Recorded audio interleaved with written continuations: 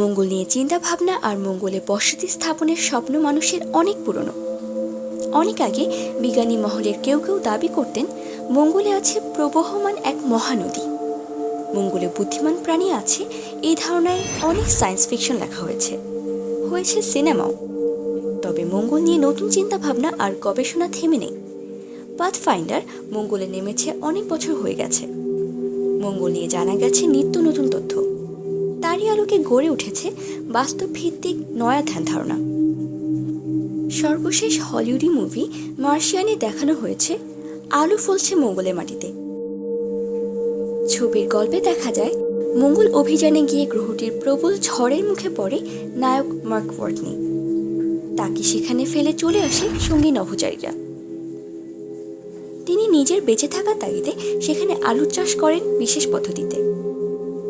অতি সম্প্রতি বিশেষ ব্যবস্থায় পৃথিবীতেই মঙ্গলের আবহ তৈরি করে সেখানে আলু ফলিয়ে দেখিয়েছেও মানুষ। অর্থাৎ বিষয়টি একেবারে অসম্ভব নয়। এখন নতুন করে অনেকেই বলছেন পৃথিবীর যমজ বোন হিসেবে খ্যাত লাল গ্রহ মঙ্গলেই ভবিষ্যতে হয়তো মানুষ উপনিবেশ করবে।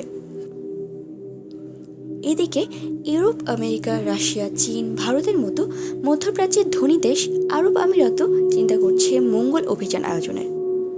এর পেছনের কারণটা শুধু আর্থিক সঙ্গতি না, অভিজ্ঞতাটাকেও গুরুত্বপূর্ণ মনে করছেন তারা। কারণ এরই মধ্যে দুনিয়ার অন্যতম উষ্ণ আর ঊষর এক অঞ্চল আমিরাতে একের পর এক বাসযোগ্য অত্যাধুনিক নগরের পত্তন করেছে দেশটির শাসকরা।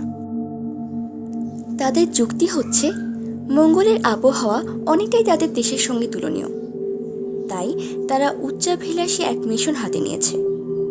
2117 সালে অর্থাৎ আগামী 100 বছর সময়ের মধ্যে মঙ্গলে একটি উপনিবেশ গড়ে তুলবে তারা, যার নাম দেওয়া হয়েছে মার্স 2117। পরিকল্পনা মোতাবেক ওই সময়ের মধ্যে 6 লাখ মানুষের এক বসতি গড়ে তোলা হবে মঙ্গলে, যার সঙ্গে থাকবে তাদের জন্য খাদ্য, অক্সিজেন ও পরিবহন সুবিধা। তবে সেখানে মানব বসতি শুরু হওয়ার আগে রোবট বাহিনী যাবে, যারা গড়ে তুলবে মানুষের বাসোপযোগী পরিবেশ আর সুবিধাদি। মূলত আরব বিজ্ঞানীরাই এই উদ্যোগে কুশলভ হিসেবে কাজ করবেন। তবে তারা সহযোগিতা নিচ্ছে ফ্রান্স ও ব্রিটিশ মহাকাশ সংস্থার। এই প্রকল্পের দ্বারা আরব আমিরাত আশা করছে জ্ঞান বিজ্ঞানে উৎকর্ষতা সাধনের মাধ্যমে মানবতার সেবা করতে। এমন কথা বলেছেন আরব আমিরাতের প্রধানমন্ত্রী শেখ মোহাম্মদ বিন রশিদ ও আবুধাবি রাজ্যের যুবরাজ মোহাম্মদ বিন জায়েদ আল নাহিয়ান। তারা মনে করছে আন্তর্জাতিক সহযোগিতা নিয়ে প্রথমবারের মতো আরব ও মুসলিম এই উদ্যোগ দুনিয়াকে আবার মনে করিয়ে দেবে জ্ঞান বিজ্ঞানের জগতে তাদের একসময়কার শ্রেষ্ঠত্ব। এদিকে মার্স 2117 প্রকল্পের অধীনে 2020 সালে দেশটি মঙ্গল অভিযানের প্রথম বড় পদক্ষেপ হিসেবে উৎক্ষেপণ করতে যাচ্ছে মনুষ্যবিহীন নভোযান হোপ। এটা জাপান থেকে উৎক্ষেপণ করা হবে। বিজ্ঞানীদের মতে পৃথিবীর পরে মঙ্গলই একমাত্র গ্রহ যেখানে পৃথিবীর মতো প্রাণ টিকে থাকতে পারে। এর তাপমাত্রা পৃথিবীর চেয়ে চরম ভাবাপন্ন হলেও তুলনামূলকভাবে ভারসাম্যপূর্ণ। গরমকালে সর্বোচ্চ 20 ডিগ্রি সেলসিয়াস আর শীতকালে সর্বনিম্ন -55 ডিগ্রি সেলসিয়াস থাকে সূর্য থেকে দূরত্বের হিসেবে পৃথিবীর পরের অবস্থানে থাকা মঙ্গলের তাপমাত্রা।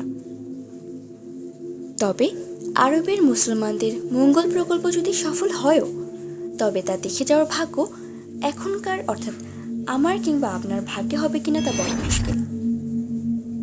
অবশ্য আপনার নাতি নাতনিদের বা তাদের সন্তান সন্ততিদের কেউ হয়তো মঙ্গলে গিয়ে বসবাসের সৌভাগ্য অর্জন করতে পারবে, এমনটা আশা করতেই পারেন।